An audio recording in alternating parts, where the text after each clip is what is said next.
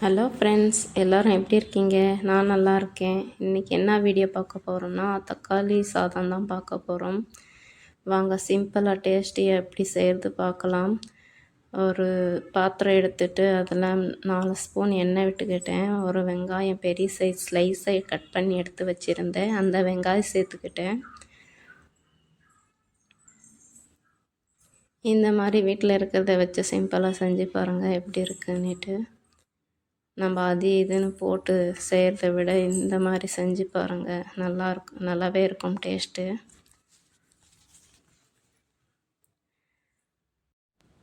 பொன்னிறம் வர்ற வரையும் நல்லா வதக்கிக்கலாம். ஒரு கைப்பிடி அளவு புதினா, ஒரு கைப்பிடி அளவு கொத்தமல்லி கட் பண்ணி எடுத்து வச்சுருந்தேன், அதை சேர்த்துக்கிட்டேன். கொத்தமல்லி என்கிட்ட இருக்கலை, அதனால் கொஞ்சமாக சேர்த்துக்கிட்டேன். உங்கள்கிட்ட இருந்தால் கொஞ்சம் நிறையவே சேர்த்துக்கோங்க. சேர்த்து வதக்கலாம். இந்த கொத்தமல்லி புதினா போட்ட பின்னாடி தான் வாசனை நல்லாயிருக்கும். 1.5 ஸ்பூன் இஞ்சி வெள்ளைப்பூண்டு பேஸ்ட்டு சேர்த்துக்கலாம். இந்த டைமில் இந்த மாதிரி சிம்பிளாக செஞ்சு பாருங்கள், டேஸ்ட்டு ரொம்பவே நல்லாயிருக்கும். ஒரு 10 தக்காளி எடுத்து வச்சுருந்தேன். நான் 3/4 கிலோ அரிசி போட்டேன்.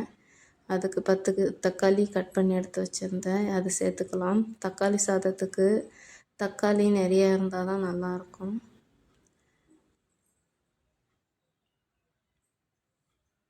பாருங்கள், சேர்த்துட்டு நல்லா வதக்கலாம். பச்சை வாசனை போய் எண்ணெய் பிரிஞ்சு வர்ற வரையும் நல்லா வதக்கணும். அதில் எண்ணெயிலே கொஞ்சம் உப்பு சேர்த்து வதக்கலாம். கொஞ்சம் சீக்கிரமாகவே வந்துடும்.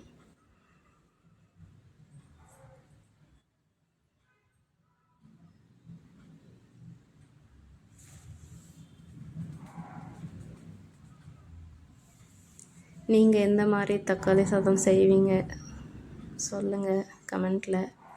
நான் தக்காளி சாதம் செஞ்சேன், இந்த மாதிரி தான் செய்வேன். டேஸ்ட்டு சூப்பராகவே இருக்கும்.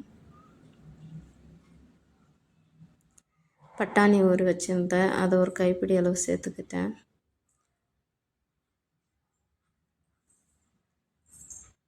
தக்காளி சாதத்துக்கு பட்டாணி இருந்தால் தான் நல்லாயிருக்கும்.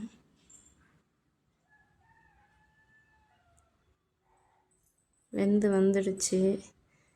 இப்போ பாருங்கள், ஆச்சி பிரியாணி மசாலா அது ஒரு 1.5 ஸ்பூன் இருக்கும் சேர்த்துக்கிட்டேன். சில்லி பவுட்ரு, தனி மிளகாத்தூள் அது 1.5 ஸ்பூனு. உங்களுக்கு காரம் எவ்வளோ பார்த்து சேர்த்துக்கோங்க. எங்கள் வீட்டில் காரம் நிறையவே சாப்பிடுவாங்க, அதனால் கொஞ்சம் எக்ஸ்ட்ரா சேர்த்துக்கினேன் நான். கரம் மசாலா இது கூடவே 1 ஸ்பூன் அளவு கரம் மசாலா சேர்த்துக்கிட்டு நல்லா ஃப்ரை பண்ணி எடுத்துக்கலாம். பாருங்கள், எண்ணெய் பிரிஞ்சு வந்துடுச்சு. இந்த டைமில் தண்ணி சேர்த்துக்கலாம். சுடு தண்ணி வேணும்னா சேர்த்துக்கோங்க, பச்சை தண்ணி வேணும்னா சேர்த்துக்கோங்க. நான் சுடு தண்ணி காய வச்சுருந்தேன், கொஞ்சம் லேட் ஆகிடும் பசங்க காலேஜ் போகிறதுக்கு, அதனால் கொஞ்சம் சுடு தண்ணி காய வச்சு எடுத்துக்கிட்டேன்.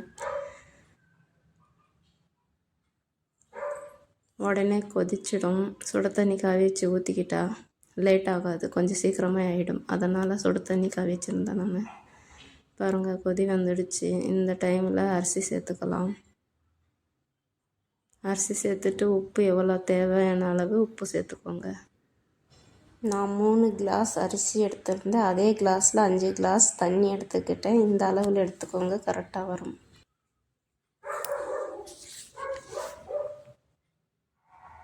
கொதி வந்துடுச்சு பாருங்கள், கொஞ்சம் சீக்கிரமாக ஆகிடும் இந்த மாதிரி செஞ்சால்.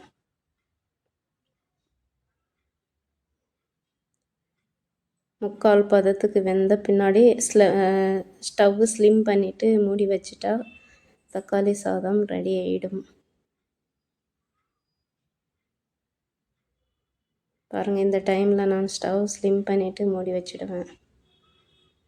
இன்னொரு முறை திருப்பி கொடுத்துட்டு மூடி வச்சா தக்காளி சாதம் ரெடி ஆகிடும். நீங்கள் எந்த மாதிரி செய்வீங்க தக்காளி சாதம் எனக்கு கமெண்ட்டில் சொல்லுங்கள். நான் எங்கள் வீட்டில் இந்த மாதிரி செய்வேன். டேஸ்ட் நல்லாவே இருக்கும். உங்களுக்கு தெரிஞ்சதை எனக்கும் சொல்லுங்கள், நானும் தெரிஞ்சுக்கிறேன். பாருங்கள், தக்காளி சாதம் உதிர உதிராக சூப்பராக ரெடி ஆயிடுச்சு.